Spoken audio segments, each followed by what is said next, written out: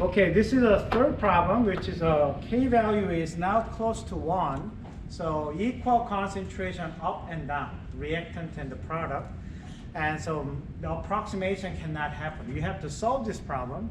But actually, we are being lucky in here because if you look at that, this NO2, NO, NO, and 2O, and the oxygen, this reaction, the equal amount of NO and NO2, which is these two reactants, put it in a container called a 5-liter container.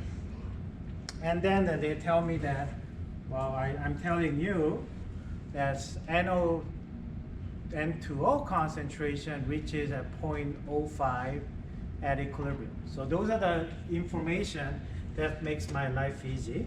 So to begin with, you need to, it's always better to start with writing the equation down and trying to figure out what will be my initial and what will be my change and what will be my equilibrium. So I wrote down the equation and I, C, E, and I'm going to figure out I and C. So what's my initial? They say initially equal amount of this is placed. So I'm going to say equal amount means a number of moles. But what I'm going to do is, okay, let me say Z is a concentration. You don't have to say Z, you can say different symbol, or just say G, Z as a mole per liter. Concentration is a symbol that I'm going to use. Because it's much easier to use a concentration in this argument here to use this Kc value. Once you know your Z value, because you know a container size, multiply by 5 liter to the Z, you will get to the number of moles. So it's much easier. So this is trying to trick you in a way. Yep, you need to find this one, but okay, I'm going to bypass this problem in a way. As long as I can concentrate myself on the Z as a concentration, and then I can solve it, and I can use that as to find out the number of moles of solute in the container. Okay, so what's my initial? And they say equal, so there will be Z, and no reactant has been formed yet, so that's the one. And then because there's nothing and there's a lot of them, this is has to go this way moving forward. So you're going to lose some at the same amount. We're going to generate the same amount because of the same stoichiometry. And then my equation becomes this, Z minus X. So this is actually very kind of a lucky case. I got this one. When I write down my Kc values, it becomes Z minus X square, X square. Can you see that? Because you have to multiply these two, that becomes square. This becomes X squared. So this whole term, they said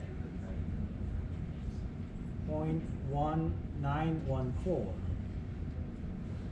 And if you look at that, I mean, up to here, any major can do. Math major can do. And even math major can solve this one too, in a way. While we're looking at it, I don't have to solve the quadratic equation here because I'm lucky, I guess, right? Because as long as I can put the square root on both sides, this is gone, right?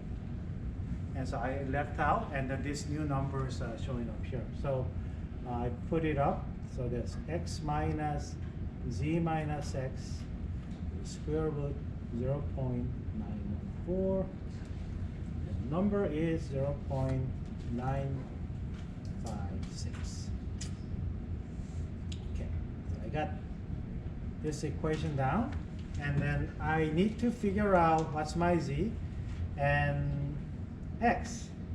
It says this NO2 at equilibrium is 0.05. So this means that here, they are telling me that this one, which is NO2 concentration at equilibrium is 0.05.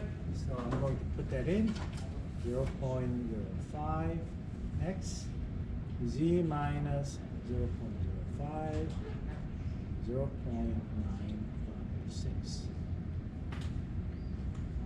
Well, I can solve this equation now, right? So what used to be an ugly equation becomes a simple one-dimensional problem, and then now you can get this one. And so G, which is a concentration called mole per liter, and that is now if you calculate that, 0.1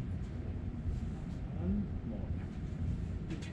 So moles is 0.1 times 5 liter. So that will be my answer for this question showing up there. Because I can calculate my Z, and that placed in 5 liters container, so the number of moles should be 0.5.